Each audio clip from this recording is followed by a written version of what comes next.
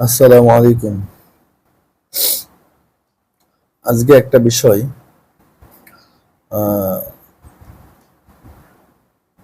একটু কথা বলতে চাই, সেটা হলো নির্বাচনের তফসিল ঘোষণার পরে জামাত ইসলামের নায়েবে আমির, সম্মানিত নায়েবে আমির ডক্টর আব্দুল্লাহ মোহাম্মদ তাহের, উনি একটা কথা বলছিলেন, আপনাদের মনে আছে অবশ্যই। সেই কথাটা হলো,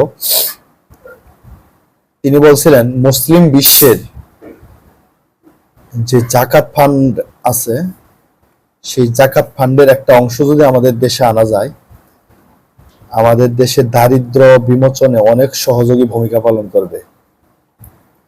আর এটা নিয়ে কিছু ছাত্রী ছাত্রী রাজনৈতিক কর্মী বলা যায়, এগুলা এগুলো আসলে ওই রাজনৈতিক জ্ঞান শূন্য লোক।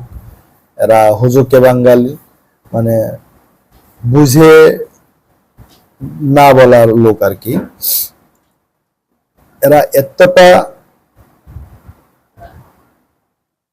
নিকৃষ্ট, যারা না বুঝে আপনার করে ওই সমালোচনা করে। আরে ভাই, একটা কথা বুঝে বুঝে তারপর সমালোচনা কর। যদি সমালোচনা করার জায়গা থাকে, অবশ্যই সমালোচনা করতে হবে। না বুঝে যখন সমালোচনা করে, তখনই তো খারাপ, বিষয়টা খারাপ।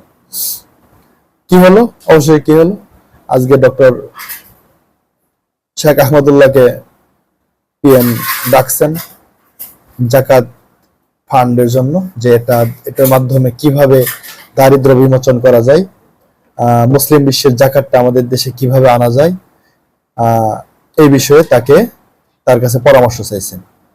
আরে পাগলেরা, জামাত ইসলাম যেটা 1 বছর আগে বুঝে, পাগলের দলেরা তরাতরি সেটা 1 বছর পরে বুঝাস। চিন্তা করেন, জামাত ইসলাম যখন ওই 19-এ যে সহরাবীর সমাবেশে ঘোষণা দিছিল, আমাদের এমপিরা, যারা এমপি নির্বাচিত হবে, তারা প্লট নিবে না, সরকারি ট্যাক্স ফ্রি গাড়ি নিবে না। জামাতের দেখা দেখি বিএনপিও তাই করলো। জামাত ঘোষণা দিছিল, নায়েবে আমির ঘোষণা দিছিল, মধ্যপ্রাচ্যের জাকাতের টাকাগুলো বাংলাদেশে আইনে সেটা দারিদ্র বিমোচনে সহযোগিতা ভূমিকা পালন করার জন্য সর্বোচ্চ চেষ্টা করবে। আরে জাকাত কি খারাপ জিনিস? জাকাত কি দান? জাকাত হচ্ছে ধনের সম্পদে গরিবের একটা অধিকার। মধ্যপ্রাচ্য সেই জাকাত দেওয়ার মতো লোক নেই।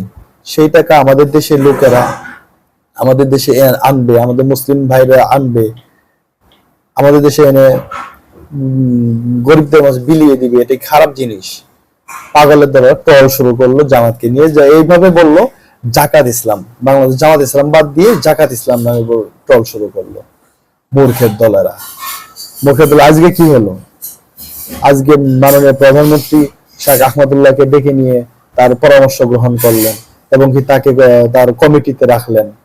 এখন এখন ভালো লাগে না? মূর্খের দলেরা,